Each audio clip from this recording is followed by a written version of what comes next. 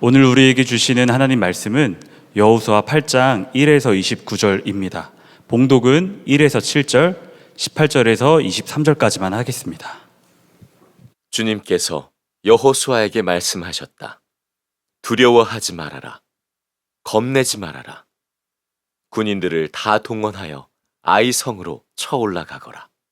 보아라, 내가 아이의 왕과 백성과 성읍과 땅을 다 내 손에 넘겨주었다.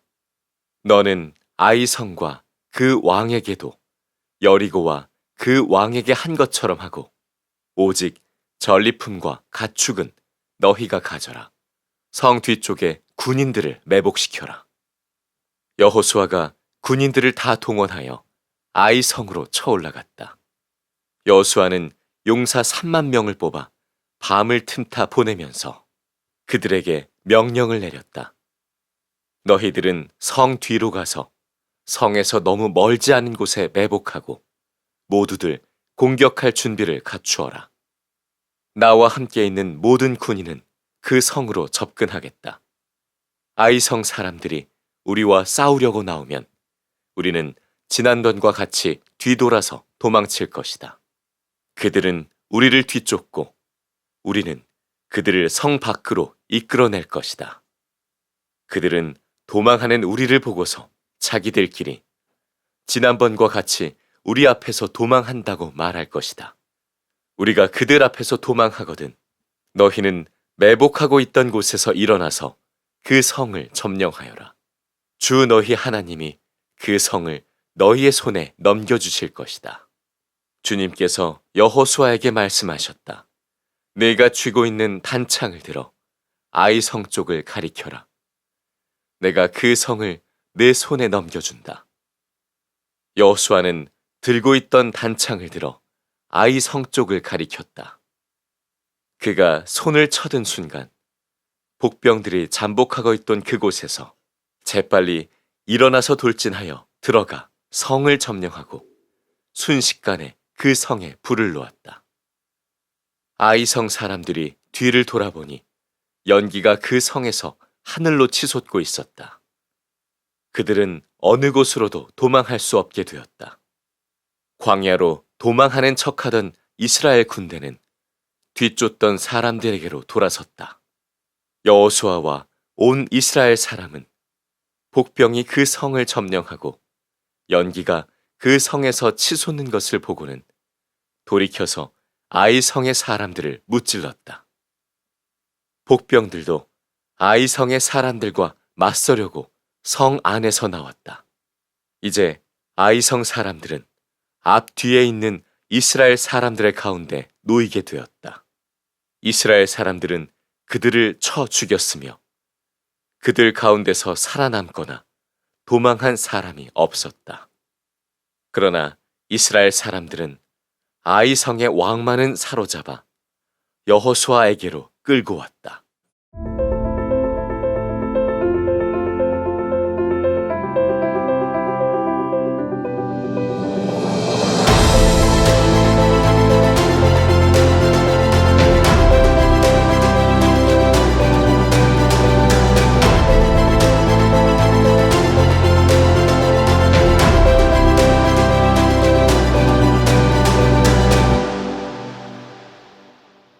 플래시백이라는 용어가 있습니다.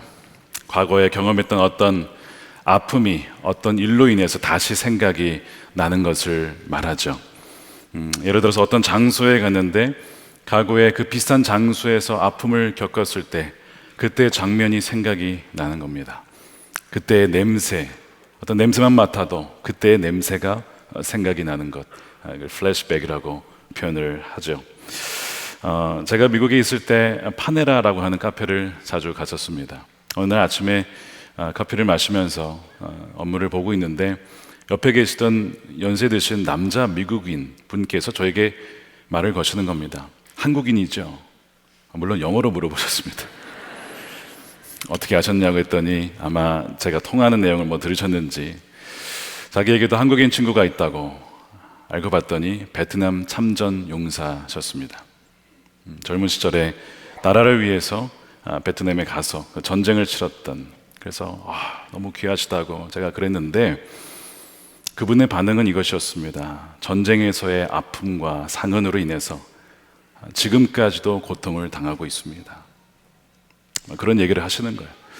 얼마나 그것이 아팠으면 처음 보는 아시아인에게, 저에게 자신의 아픔을 토로했을까. 돌아가 볼 수만 있다면 다시는 그 경험을 하고 싶지 않다라고 그런 이야기를, 여전히 그 50년간의 그 아픔을 계속 품고 있는 참 안타까운 분을 만나게 되었습니다. 참전 용사 중에 아픔이 있는 분 중에 폭죽 소리만 들어도 깜짝깜짝 놀라는 분들이 꽤 있다고 합니다. 총소리처럼 들려서, 그 소리가 전쟁터에서 들렸던 총성처럼 들려서 놀란다고 하죠. 트라우마라고 하는 표현이 있죠. 상처와 흉이라고 하는 고대 헬라어에서 나온 표현인데요. 이 트라우마는 정신적인 외상입니다. 플래시백을 포함해서 여러 가지 후유증이 있습니다. 예를 들면 악몽을 꾼다거나 우울증과 불면증과 불안과 과잉 경계, 집중력 장애, 중독과 고립과 심한 무기력증, 심지어는 스스로 목숨을 끊기도 하는 참 아픈 이런 증상들이 나타나게 됩니다. 원인은 다양하죠. 아까 말씀드린 그분처럼 전쟁이나 커다란 재난 때문에 발생하기도 하고, 가정의 파탄으로 인해서 부모님의 별거나 이혼과 배신과 같은 관계 갈등 때문에 생기기도 합니다. 경제적인 고난도 마찬가지입니다. 그래서 이 트라우마도 빅 트라우마와 스몰 트라우마를 나눈다고 해요. 빅 트라우마는 전쟁과 재난으로 인한 것이라면 스몰 트라우마는 수치심과 죄책감이나 배신이나 이런 것들로 인하여서 받는 상처, 아픔이죠. 혹시 여러분에게도 그런 트라우마가 있으십니까? 우리가 이미 지난주에 살펴보았듯이 우리 여호수아와 백성들이 아이성 전투에서 패배를 당하고 36명이 죽고 많은 유가족들이 발생하며 큰 아픔에 빠지게 됩니다. 여호수아는 큰 책임을 지고 여호와의 궤 앞에 엎드려 울며 죄를 뒤집어 쓰고 그렇게 일어나지를 못해요. 다른 장로들도 함께 그렇게 엎드려져 있습니다. 그 원인은 바로 아간의 범죄였죠. 하나님의 것을 탈취하고 범죄한 것이었는데, 단지 도둑질 탐욕이 아니라 바로 영적인 간음, 하나님과의 언약을 깬 정말 큰 죄였습니다. 근데 하나님은 단지 아간만의 죄라고 하지 않으시고 그것이 이스라엘의 죄다, 공동체적인 죄라고 말씀을 하시는 겁니다. 아간은 마음에 품은 것을 열매로 맺었다면, 다른 사람들은 열매를 맺은 건 아니지만 사실상 기회와 여건만 맞으면 누구나 그렇게 했을 것이다. 여호수아조차도 이 아이성 전투에서 3,000명만 나가면 이길 수 있을 것이라는 보고를 듣고 기도해 보지도 않고 그렇게 승인을 내렸던, 그 안에 어쩌면 내 힘으로, 우리 힘으로 할 수 있다라고 하는 교만이 들어 있었는지도 모르지요. 하나님은 죄를 철저하게 처리하기를 원하셨어요. 근데 아간을 바로 지목하지 않고 제비 뽑기를 하십니다. 왜 제비를 뽑으셨을까? 바로 아간을 기다린 것이 아닐까 싶습니다. 바로 유다 지파가 뽑혔을 때 아간이 나오기를 원하셨어요. 세라가 뽑혔을 때 아간이 나오기를 원하셨어요. 삽디가, 갈미가 아간이 나오기를 원하셨어요. 끝까지 그는 나오지 않는 거예요. 마지막에 아간이 뽑혔을 때 그제서야 어쩔 수 없이 제가 죄를 지었습니다, 이렇게 나오게 되었고, 그의 죄로 말미암아 그 자신과 그의 가족들이 돌에 맞아 죽고 불태워 죽임을 당하는 참 비극적인 사건이 우리 지난주에 살펴본 사건이었습니다. 모든 죄를 처리했지만 문제는 또 그 다음입니다. 뭐냐면 패배의 원인을 발견하고 처리하였지만 여호수아는 일어나질 못하는 거예요. 자기가 리더로서의 그 책임감 때문인지 일어나질 못합니다. 8장 1절에 보시면 하나님께서 하시는 말씀이 뭐냐면 두려워하지 말라, 놀라지 말라, 겁내지 말라. 무슨 얘기죠? 두려워하고 있어요. 겁내고 있습니다. 모든 자신감을 다 잃어버렸습니다. 그리고 하나님께서 군사를 거느리고 일어나라고 말씀을 하세요. 일어나라고 하신 말씀은 그가 엎드려져 있다는 겁니다. 패배의 충격에서 그가 아직 벗어나지 못하고 있다는 거예요. 이 일어나라라고 하는 것이 히브리어 혹은 아람어로 쿰입니다. 예수님께서 그 죽은 소녀를 일으키실 때 달리다 쿰, 바로 그 쿰이 일어나라, 소녀 일어나라, 이런 뜻이거든요. 그러니까 하나님께서 지금 여호수아에게 쿰이라고 하신 이야기는 여호수아가 지금 일어나지 못하고 그 패배와 트라우마의 충격 가운데 여전히 머물러 있었다는 거죠. 그래서 하나님께서 사실은 7장에서도요 여호수아에게 일어나라고 말씀을 하셨습니다. 7장 10절에 보세요. 주님께서 여호수아에게 말씀하셨다. 일어나거라. 어찌하여 이렇게 계속 엎드려 있느냐? 어찌하여 계속 이렇게 엎드려 있어? 일어나야지 라고 말씀을 하셨는데도요 여호수아는 그 충격에 이제는 아이성만 봐도, 아이성 이름만 들어도 그때의 장면과 패배가 생각이 나는 겁니다. 아픔이 생긴 것이죠. 전쟁의 패배 이후에 그 참전 용사처럼 큰 충격을 받고 일어나질 못하는 여호수아를 봅니다. 그가 7장에서 이런 얘기를 했던 거 여러분 기억나십니까? 여호수아가 아뢰었다. 주 하나님, 왜 우리를 아모리 사람의 손에 넘겨 멸망시키려 하십니까? 주님, 이스라엘이 원수 앞에서 패하여 되돌아왔으니 가나안 사람과 그 땅에 사는 모든 주민이 이 소식을 듣고 우리를 애워싸고 이 땅에서 우리의 이름을 없애버릴 터인데, 완전히 무너져버린 여호수아의 모습 여러분 기억나시죠? 그때 실패와 아픔이 떠오른 것입니다. 존 엘드리지라고 하는 분이 쓴 그리스도인의 초자연적 회복력, 원제는 그냥 resilient라고 되어 있는데요, 그 책은 그리스도인들이 정신적 혹은 이 정서적, 영적인 충격과 상처를 받은 다음에 반드시 그것을 치유하고 회복해야 된다, 그리고 회복할 수 있다라고 하는 그런 내용입니다. 그러면서 회복력을 길러야 한다라고 말씀을 해요. 근데 이 정신적인 이 회복력을 방해하는 것 중에 하나가 뭐냐? 많은 것이 있지만 그 중에 하나가 바로 추측이라고 하는 것이죠. 그러니까 예를 들면 우리가 문자 메시지나 카톡을 누군가에게 보냈는데 그 사람이 확인을 하고 답장을 안 보냈다고 칩시다. 어떤 일이 벌어지죠? 추측이 일어납니다. 왜 답장을 안 보냈을까? 내가 마음에 안 드나? 내가 뭐 실수했나? 나와 관계를 끊으려 하는 건가? 나를 미워하는 건가? 여러 가지 추측이 여러분 자연스럽게 일어나지 않겠습니까? 애써 바빠서 그럴 거야 넘기지만 계속 연락이 안 오면 정말 그렇게 여러분 생각을 하지 않겠어요? 이런 추측이 이 한국인들만 일어난 것이 아니라 전 세계 현상이라는 거예요. 근데 이 추측이 우리의 에너지를 갉아먹는다는 데 있습니다. 우리의 에너지를 계속 갉아먹어요. 분명히 예수님은 내일 일을 염려하지 말라라고 했는데 크고 작은 일로 인해서 계속 염려하는 거야. 이런 것 때문에 그런 거 아니야, 저런 것 때문에 그런 거 아니야. 그것이 우리를 굉장히 힘들게 만든다는 거 하는 것이죠. 우리의 영혼을 병들게 하는 거예요. 여러분, 추측이 성행하는 이유가 있어요. 왜냐하면 어느 정도 사실에 근거하기 때문에 그렇습니다. 여러분, 아이성 패배는요 실제 벌어진 일입니다. 경험된 사건이에요. 가짜가 아닙니다. 실제 사건이었기 때문에 그 사실을 바탕으로 이런 추측이 얼마든지 가능하죠. 이제 망했어. 이제 끝났어. 우리 이제 못 이길 거야. 우리는 가나안 사람들에 의해서 포위를 당할 거야. 그들이 우리의 이름을 다 지워버릴 거야 라는 추측, 여러분 충분히 가능하지 않겠습니까? 여호수아가 왜 그렇게 엎드러져 있었을까요? 또한 그 백성들은 어떤 생각을 하고 있었을까요?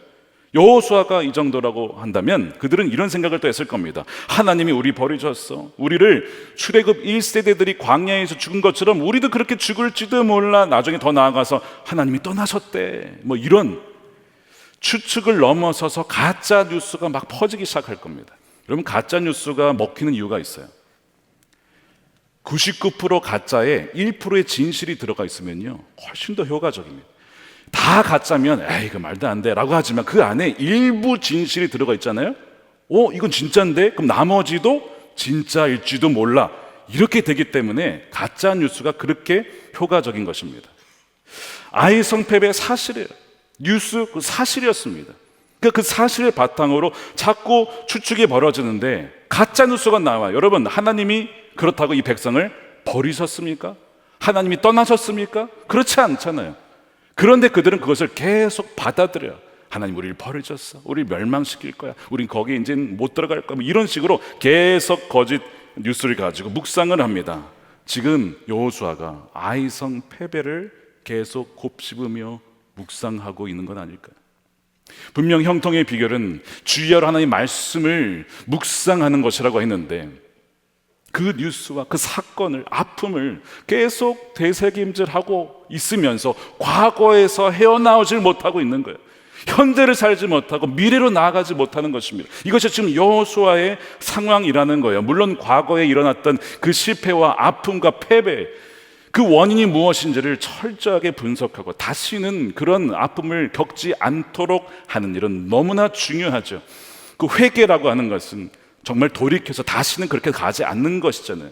그러나 그때의 그 결과와 아픔을 계속 묵상하고 있으면 여러분 인생을 살아내질 못합니다. 그런데 왜 그렇게 되냐고요? 너무 아프니까. 너무 그 아픔이 크기 때문에 하지 않으려고 해도 그게 일어나요. 악몽을 꾸는 것이 여러분 꾸고 싶어서 꾸겠습니까? 악몽이 생기는 걸 어떻게 해요? 나타나는 걸 어떻게 해요? 여러분 불면증이 안 자고 싶어서 그런지 아십니까? 배반의 아픔과 그 상처가 그 상처로 인해서 여러분 잠이 오질 않아요. 며칠간 잠을 못 잡니다. 저도 불면증 때문에 고생한 적이 있어요. 계속 그 사건이 벌어져요. 끊어지질 않는 거죠. 그로 인한 그 아픔은 이루 말할 수가 없습니다. 여러분 꼭 기억하셔야 될 것이 뭐냐면 마귀는요 신자를 어떻게 해서든 할 수 있거든 넘어뜨리라고 합니다. 근데 주님은 그 신자를 회복시키시거든요. 근데 끝까지 마귀는요 계속해서 그 사람을 하여금 그 실패와 죄에 머물러서 계속 묵상하게 만들어서 그 슬픔에 짓눌려 있도록 만든다는 거예요. 그러면서 영적인 침체에 빠지기도 합니다.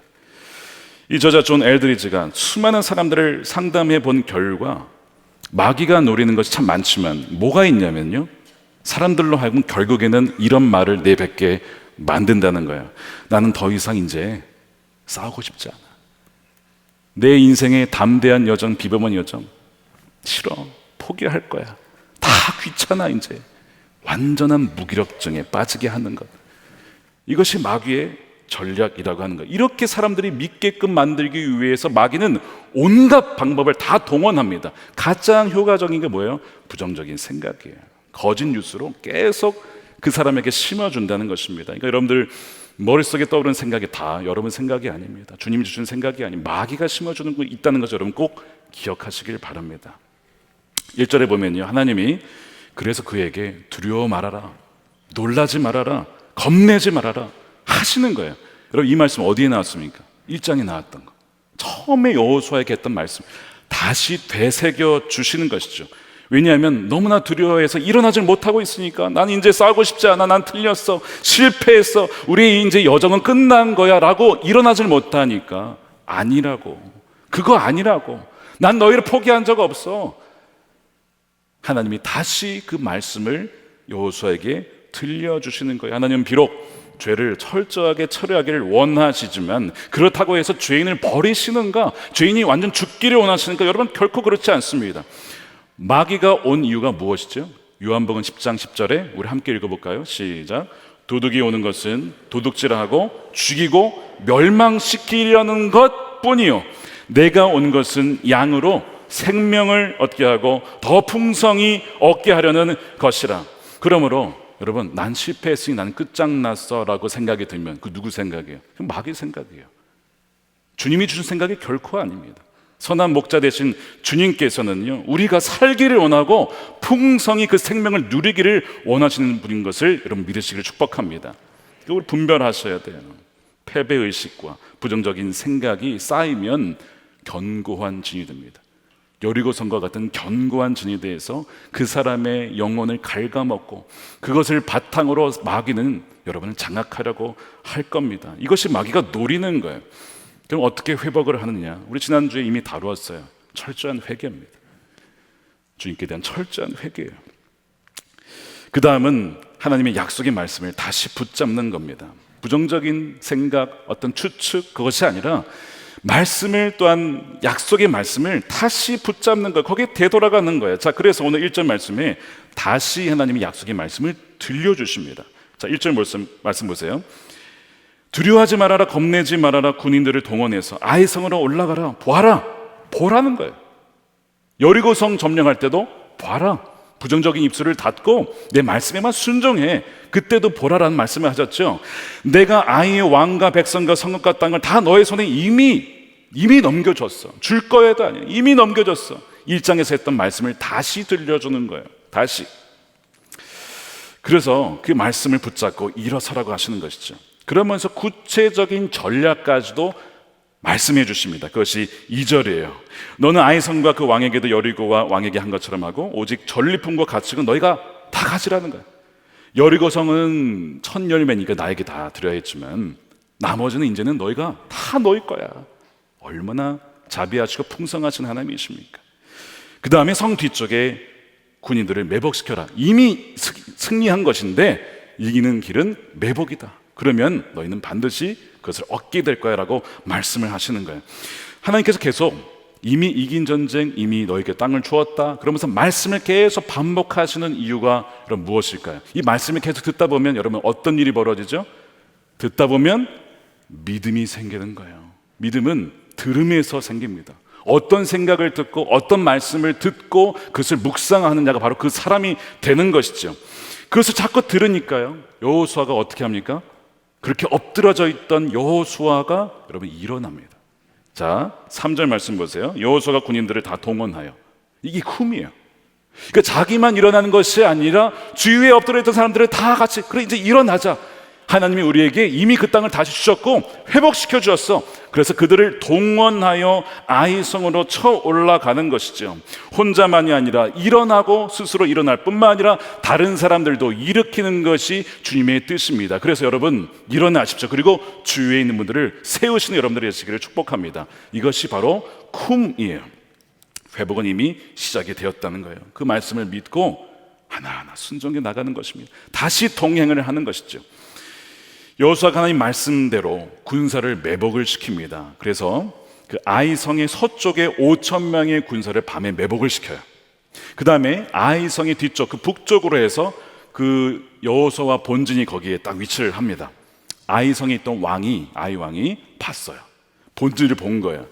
다행히 서쪽에 이 매복 군사는 보지 못하고 다음날 일찍이 이들을 치러 온 군사를 다 끌고 치러 올라갑니다.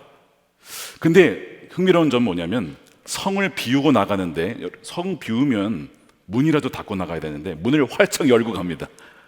자, 그것이 17절이에요. 아이와 베델에 이스라엘을 따라가지 아니한 자가 하나도 없으며 성문을 열어놓고 이스라엘을 추격하였더라. 전쟁의 기본도 안 돼 있는 거예요. 최소한 문을 닫고 최소한의 군사는 남겨놔야 성을 지킬 거 아니에요. 만일의 사태를 대비해서. 근데 다 나갈 뿐만 아니라 문도 활짝 열어놓고 갔네요. 이 무슨 일이죠? 그들이 지난번 승리 이후에 교만해진 거예요. 여러분 승리 이후에 교만을 조심하라고 말씀을 드렸어요, 지난주에. 이번에는 이들이 당하는 겁니다. 문을 활짝 열고 자, 또 우리가 이기겠구나 하고 딱 쫓아갑니다. 여호수아 군대는 일부러 자기가 속는 척하고 도망을 가죠. 도망을 갑니다. 쭉 해서 이 광야길로 이제 그들을 유인을 하는 거예요. 근데 유인을 하는 동안 여호수아의 기는 하나님께 향해 있습니다.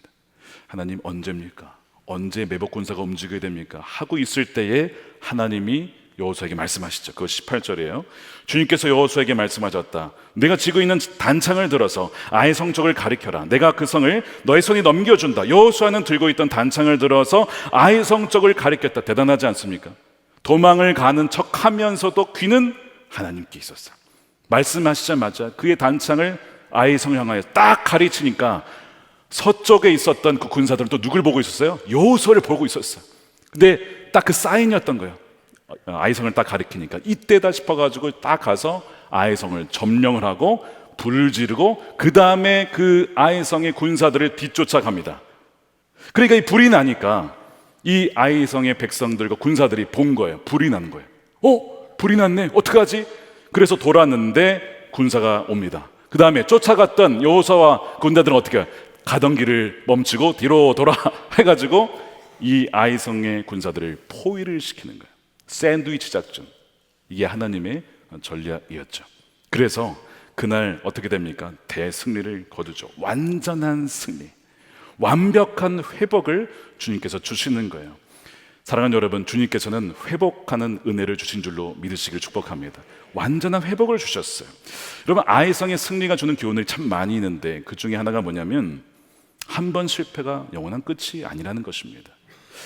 실패했다고 하나님께서 저와 여러분들을 버리셨다는 뜻이 아니에요. 사람은 누구나 넘어지고 실패하고 패배하기도 합니다.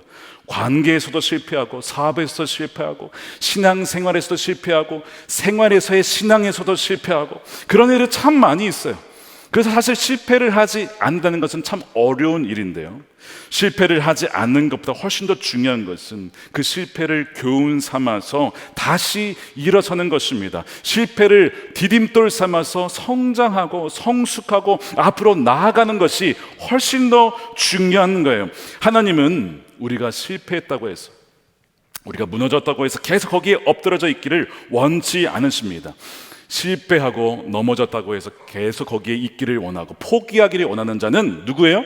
이런 마귀입니다. 포기하는 것을 가장 좋아하는 자는 마귀예요. 어제 우리 관계 전도 세미나가 있었는데요, 이런 이야기를 들었습니다.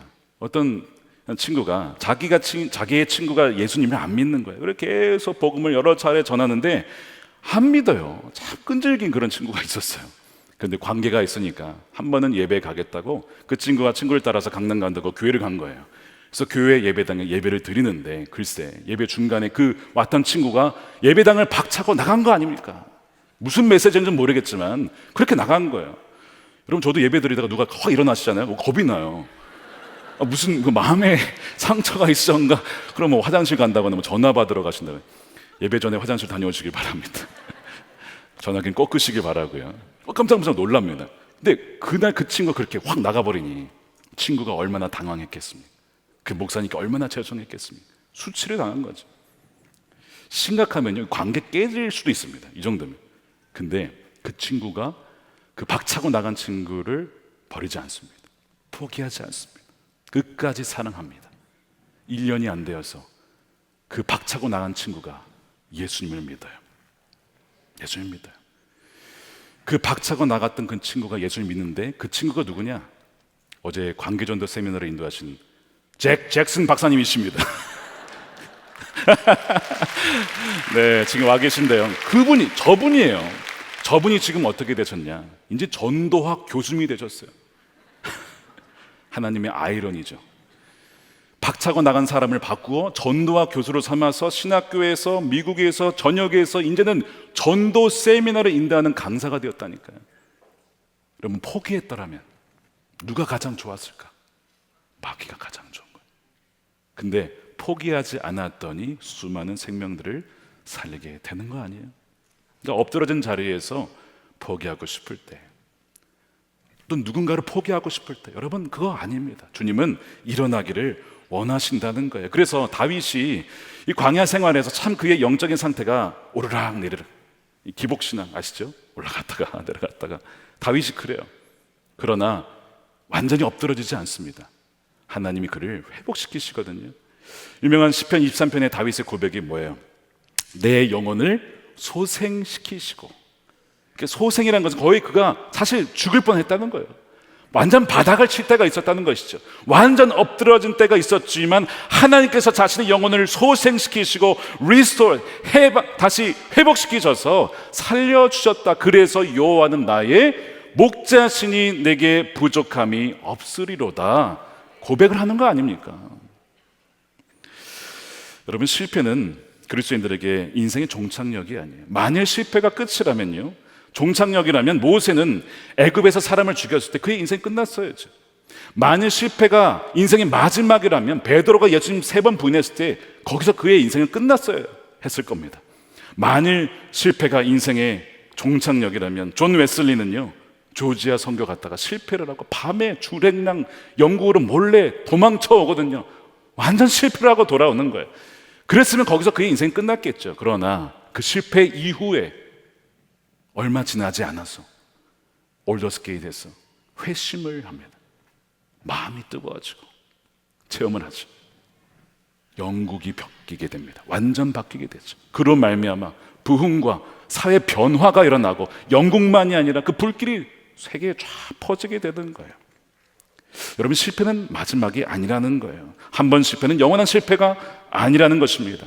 오히려 그 실패는요, 내 자신에게는 아무런 소망이 없구나 함으로써 십자가를 붙잡게 만드는 발판이 될 수 있어요. 나에겐 소망이 없지만 주 안에 죽을 때에 내 안에 계신 주님께서 나로 말미암아 살게 하시는구나, 그렇게 나아가는 발판이 될 수 있다는 점에서 실패는 오히려 도움이 될 수도 있다는 것입니다. 그렇다면 여러분의 아이성은 무엇입니까? 여러분이 실패한 그 장소, 그는 무엇입니까? 어떤 패배가 있으십니까? 어떤 트라우마가 있으십니까? 하나님은 우리가 그 실패를 통해 아주 엎드러지기를 원치 않으시고 우리가 일어서기를 원하시고, 또한 그 아픔의 상처를 회복하여서 다른 사람들도 함께 동원하여 일으키기를 원하심을 여러분 믿으시길 축복합니다. 결혼의 실패, 관계의 실패, 사업의 실패, 내 삶이 완전 산상조각난 것 같습니다 라고 생각하시는 분 계십니까? 욕심 때문에, 탐욕 때문에, 자만 때문에, 아간의 죄와 같은 것 때문에 내 삶은 완전히 깨어져 버렸습니다 라고 생각하는 분 혹시 계십니까? 외국에 사시는 분인데 저에게 그 자신의 아픔을 나눠주신 분이 계세요. 지난 1월 달에 아브라함 시리즈를 하다가 하나님이 특별히 돌보아 주시다라는 말씀을 전한 적이 있어요. 사라에 대한 말씀, 오랜 시간 기다렸다가 생명을 주신 그 말씀을 듣고 그분이 자신의 이야기를 들려주셨습니다. 자신은 여성인데요, 독실한 기독교 가정에서 자랐대요. 그러다가 이제 부모님이 통제가 닿지 않는 해외에 살게 된 것입니다. 그러다 보니까 자신도 모르게 방탕한 삶을 살게 된 거예요. 대학교 시절 매일 파티를 벌이고 마약도 해보고 심지어 아이를 여러 차례 지우기도 했다는 겁니다. 크리스천이라면 상상하지도 못할 죄들을 참 많이 저질렀대요. 그러다가 내가 이것이 정말 큰 죄구나 하는 것을 그가 깨닫고, 내가 얼마나 젊은 시절 생각 없이 살았는가, 그것을 깊이 깨달았다고 합니다. 주님이 나의 죄 때문에 십자가에서 돌아가신 것이지, 근데 그것이 머리로는 알겠지만 정말 내 죄가 사함 받았을까? 정말 내 죄가 사라진 것일까? 계속 그 죄에 대한 죄책감과 무거움, 수치심, 그것이 자신을 계속 누르고 있더라는 거예요. 결혼을 했어요. 임신을 합니다. 근데 유산을 해요. 꽤 컸는데 유산을 해요. 그 이후에 아이를 갖지 못합니다. 그러면서 저에게 묻는 겁니다. 목사님, 제가 회개할 때 십자가의 보혈로 주님께서 나의 죄를 씻어 주셨으리라 저는 믿지만 제 몸에는, 제 자궁에는 많은 죄의 흔적이 남아 있습니다. 그래서 이것이 제가 범했던 낙태 죄들에 대한 벌 받는 것이 아닐까 생각을 해요. 그러나 목사님, 저는 그래도 궁금해요. 저같이 하나님께서 여러 번 하나님의 생명을 주셨는데 제 편의 때문에 살인죄를 저지른 자에게도 하나님께서 제가 다시 엄마가 되는 은혜를 주실까요? 다시 엄마가 되는 은혜를 하나님이 주실까요? 저는 하나님께 이것을 놓고 간절히 기도했습니다.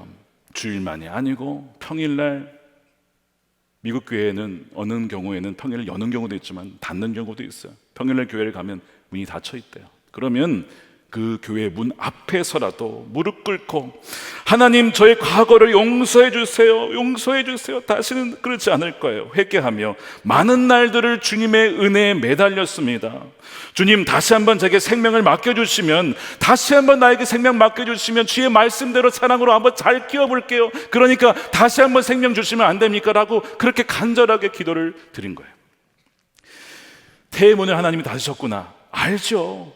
자기가 지은 죄가 있으니까 알지만 히스기야 말씀이 생각나더래요. 하나님, 생명 연장해 주시면 제가 정말 잘 살겠습니다. 생명 연장해 주신 것처럼 하나님 태문을 다시 열어주시면 히스기야처럼 정말 잘 키워볼게요. 그렇게 간절하게 기도했는데 응답을 아직도 받지 못했어요.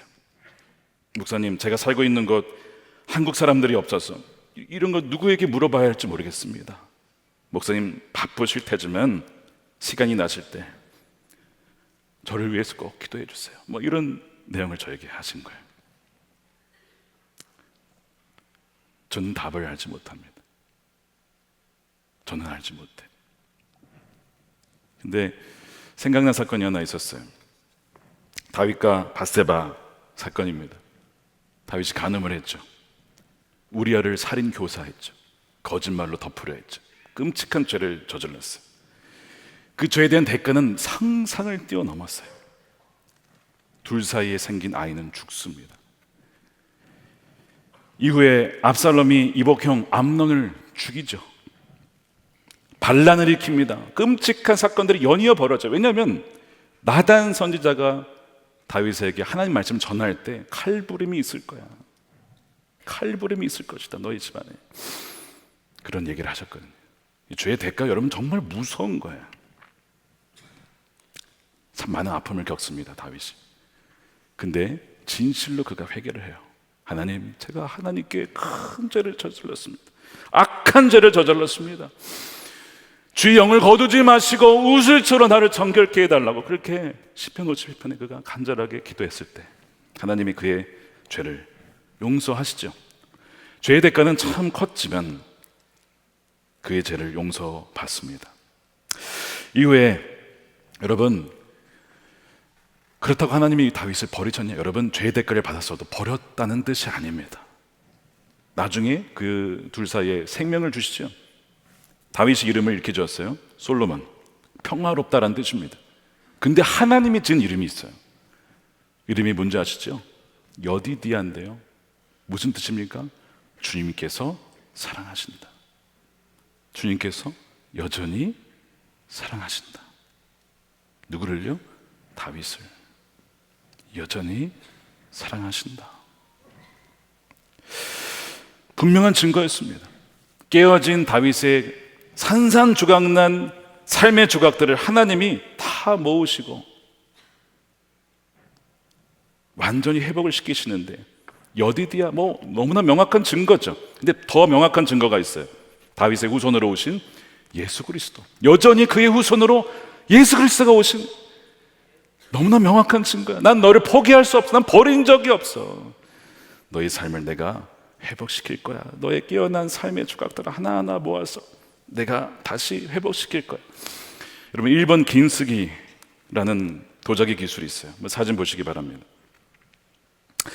깨어진 그릇을 모아서 다시 만드는 것인데, 이 긴쓰기는 금으로 수리를 하다. 그래서 저게 금색의 금입니다. 금으로 수리하다라는 뜻인데요, 깨진 도자기를 금과 은과 백금을 섞은 흙으로 이어 붙이는 기술이에요.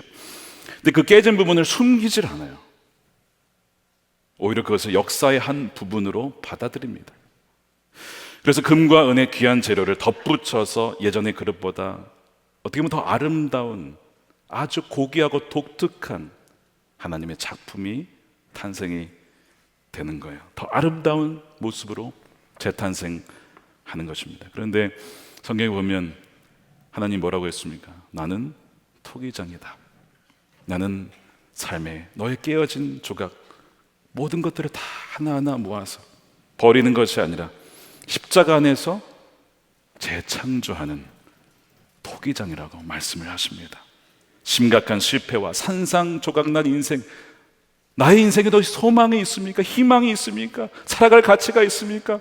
나에게도 그런 생명을 주실까요? 다시 엄마가 될 수 있는 은혜를 주실까요? 깨어진 그 인생, 어느 인생이라도 주님의 그 사랑과 은혜, 십자가 은혜 안에서 회복하지 못할 사람은 없다라는 것입니다. 물론 여전히 깨어진 자국, 아픔과 갈라진 흔적은 남아있어요. 그런데 여러분 그거 아시죠? 오히려 그것이 우리 주님의 모습을 더 닮아 있어요. 십자가에서 못 박히고 발에 못 박힌 그 손, 부활한 이후에도 여전히 남아 있었어요. 그 아픔의 상처와 흔적은 오히려 우리 주님을 더 닮아 있는 모습이 되는 것이죠. 사랑하는 여러분, 저는 그분에게 주님이 어떻게 하실지, 아기를 주실지 저는 알지 못합니다. 하나님이 아세요. 근데 분명히 아는 것이 있어요. 뭐냐면 참혹한 실패가 끝이 아니라는 것과 하나님은 회개하는 자를 소생시키는 분이라는 사실입니다. 회복시키시고 토기장이셔서 깨어진 그릇과 같은 인생도 긴쓰기와 같이 재창조하시는 분, 새 일을 행하시는 웨이 메이커라는 사실입니다. 사랑하는 여러분, 혹시 자신의 삶을 이제는 포기하고 깨어진 인생, 희망이 없다라고 엎드러져 있는 분 계십니까? 여러분, 뭐예요? 주님 뭐라고 하십니까? 오늘 일어나라고 하십니다. 여러분 일어나십시오. 여러분만이 아니라 여러분 주위에 가족들도 쓰러져 있습니까? 그들을 일으키셔야 됩니다. 일어나서 올라가라라고 말씀을 하십니다. 우리 힘으로 할 수 없지만 십자가에서 보여주신 그분의 완전한 사랑과 그 부활의 능력과 그 사랑으로 우리는 다시 일어설 수가 있는 거예요. 사랑하는 여러분, 주의 이름을 사랑하고 축복합니다. 너무나 많은 분들이 아픔과 상처와 깨어진 가정과 상흔을 갖고 살아가요. 그것 때문에 눌릴 때가 많이 있지만, 그러나 그럴수록 주님을 더 의지하여 정말 주님께서 이미 새로운 회복을 이루셨구나, 이루고 계시구나 하는 것을 믿고 나아가는 저와 여러분들의 복된 삶이 되시기를 주님의 이름으로 축원드립니다. 아멘. 우리 기도하겠습니다.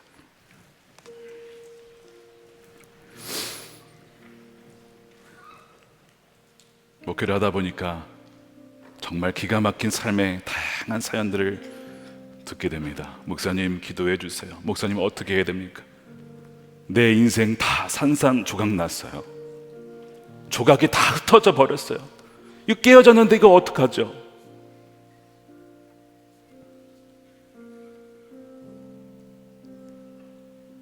다시 과거로 돌아갈 수는 없어요. 이미 그건 지난 일입니다. 주님은 과거로 돌아가라 하지 않으시고 새 일을 행하시는 거예요. 새로운 창조를 하시는 거예요. 긴스기와 같이 예전과 완전 똑같지는 않지만 오히려 더 고귀한 모습으로 우리를 빚어가시는 것이죠. 사랑하는 여러분, 주의 온전하신 사랑 안에 머무시길 바랍니다. 엎드려져 있는 걸 원치 않으시고 일어서기를 원하십니다. 그리고 다른 이들도 일으키기를 원하십니다. 주님 이 시간에 그 믿음 가지고 나아갑니다. 주의 온전한 사랑 안에 거하여 깨어진 조각난 인생, 다시는 소망이 없을 것만 같은 인생을 새롭게 일으키시고 만드시는 웨이메이커이신 주님, 우리 신뢰하며 나아가겠습니다. 우리 함께 통성으로 기도하겠습니다. 하나님 감사합니다. 우리에게 말씀하신 것 감사합니다. 일어나라고 하신 것 감사합니다. 하나님 그렇습니다. 우리의 모든 산산조각난 인생조차도 완전히 새로운 일을 행하신 분이 바로 주님이십니다. 아버지 하나님, 그 일을 이루신 분이 바로 주님이십니다. 하나님, 우리 문 사랑하는 성도들 가운데 진실로 하나님 주의 손을 붙잡고 일어설 수 있는 주의 복된 삶을 살아갈 수 있도록 주님 인도하여 주시옵소서. 하나님 진행하신 분 주님이십니다. 아버지 깨어진 인생 부끄러워하지 않겠습니다. 오히려 주님의 그 사랑으로 회복된 삶을 자랑스럽게 드러내겠습니다. 주님 그 일을 하신 주님 찬양하고 이미 우리 가운데 그 일을 행하신 주님을 아버지 감사하며 더욱 사랑 안에 머물며 그리스도의 형상으로 회복되어가는 우리 사랑하는 우리 모든 성도들이 되게 하여 주시옵소서. 하나님, 참으로 깨어진 삶이 참 너무나 많이 있습니다. 그러나 오늘 말씀대로 계속 그렇게 깨어진 채로 엎드러진 채로 있기를 주님은 원하지 않으십니다.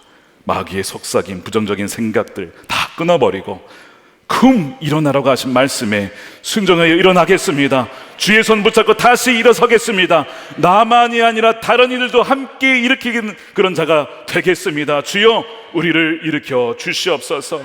아버지, 나는 다시 말씀으로 돌아갑니다. 다시 처음으로 돌아갑니다. 주여 말씀으로 말미암아 우리를 소생시켜 주시고 회복시켜 주시고, 긴축이 그렇고 같이 깨진 인생이었지만 오히려 주님의 손 안에 더 아름답게 재창조된 주 예수 그리스도의 보배이신 주님을 질그릇에 담는 복된 삶을 살아가게 하여 주시옵소서.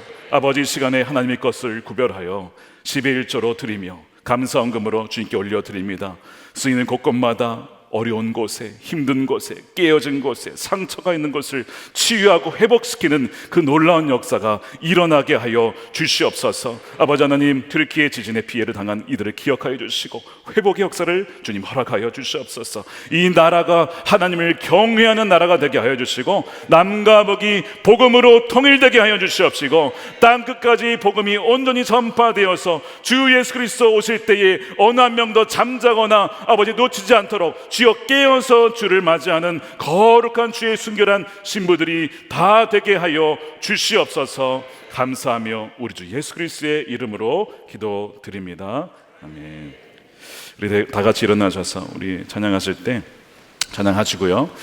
우리 오늘 축도는 우리 세인트폴 신학대학원 명예 조직신학 교수님이시고 저의 은사이십니다. 우리 전영호 박사님, 전영호 목사님께서 오늘 축도해 주시겠습니다.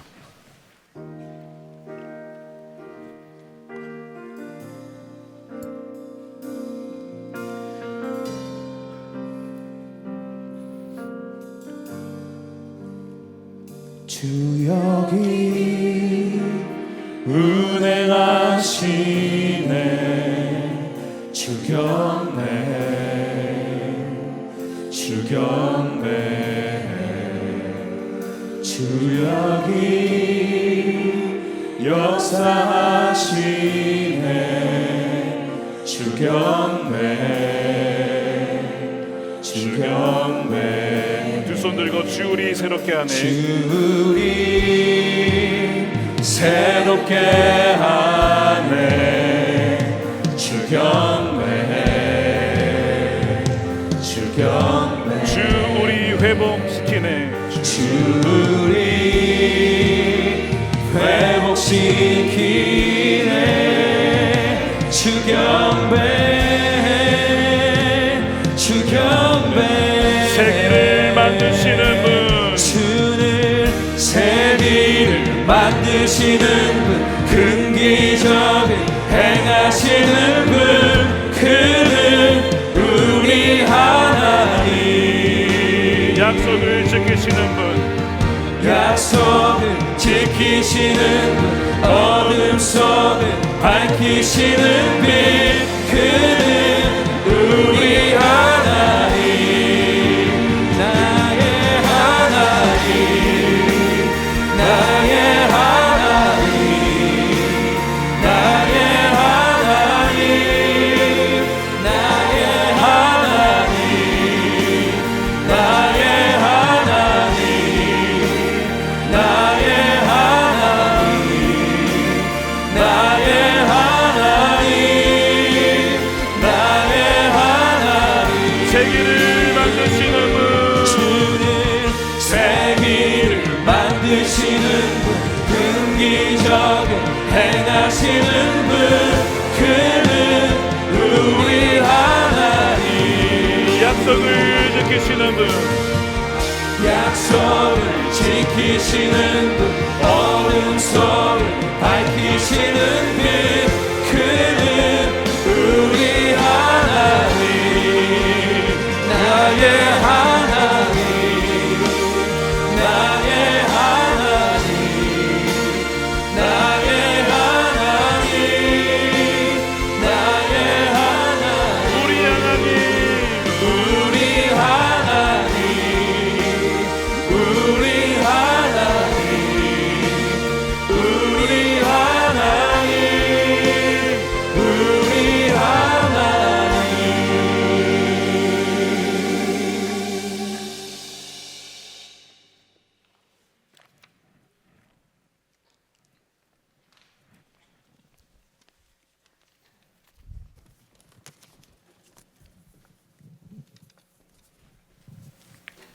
귀한 하나님의 말씀을 듣고 저의 영혼의 소생함을 경험했습니다. 은혜 받으셨죠? 은혜 받은 것을 기억하시고 축도 받으시기 바랍니다. 선한 목자이신 주님, 오늘 아침 주일에 그 많은 죄인들 가운데 우리를 선별하시어 주님 전에 불러 모아주시고 주님의 말씀과 성령으로 우리의 영혼을 새롭게 하시니 감사하옵나이다.